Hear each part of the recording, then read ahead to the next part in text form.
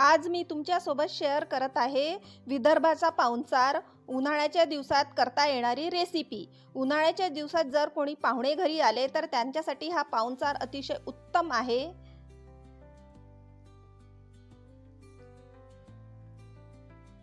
हे बघा किती छान झालाय।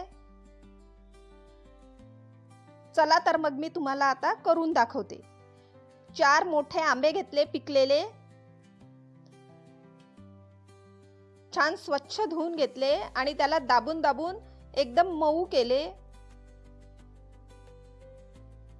आमच्याकडे याला माचवणे म्हणतात। असं दाबून दाबून मऊ केले, नरम केले, याला माचवणे म्हणतात। तुमच्याकडे काय म्हणतात ते मला कमेंट बॉक्स मध्ये लिहून कळवा।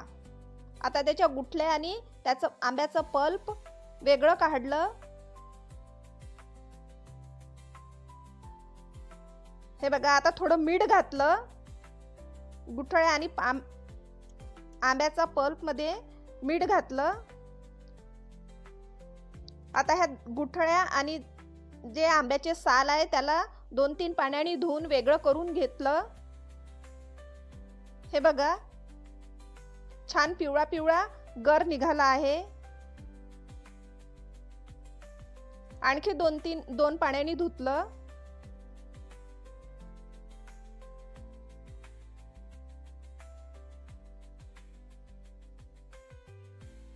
हे बघा आपला पूर्ण आंब्याचा पल्प निघाला आहे, गर निघाला आहे।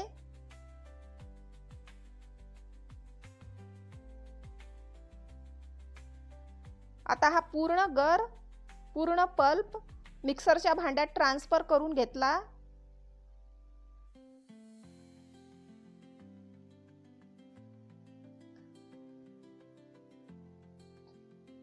साखर घातली त्यात 2 वाट्या। तुम्ही आपल्या आवडीनुसार साखर घालू शकता आणि मिक्सर मध्ये फिरवून घेतलं।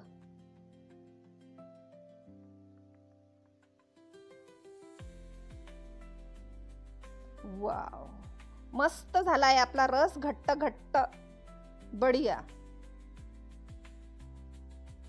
वाव,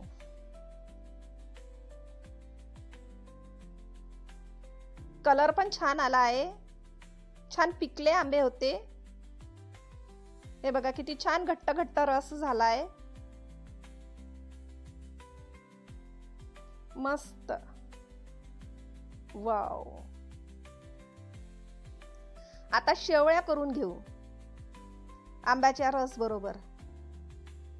छान बारीक शेवळ्या आहे। कढईमध्ये पाणी घेतलं उकळायला, त्यात तेल घातलं 2 चम्मच, थोडं मीठ घातलं, त्यात शेवळ्या घातल्या। शेवळ्या घातल्यानंतर 1 उकळी आणू। तेलामुळे शेवळ्या एकमेकाला चिकटत नाही आणि छान मोकळ्या पडतात शेवळ्या। अशाच माझ्या रेसिपी बघण्यासाठी माझ्या चॅनलला लाईक, सबस्क्राइब, शेअर आणि कमेंट करा। हे बघा आपल्या शेवळ्या शिजल्या आहे। आता ह्या शेवळ्याचं पाणी पूर्ण निथळून घेतलं।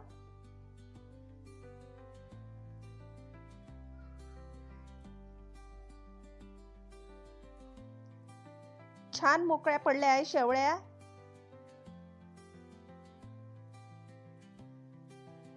आपल्या शेवळ्या झाल्या आहे। आता आपण सर्व करू। Ready to serve. आंब्याचा रस आणि शेवळ्या, विदर्भाचा पाहुणचार।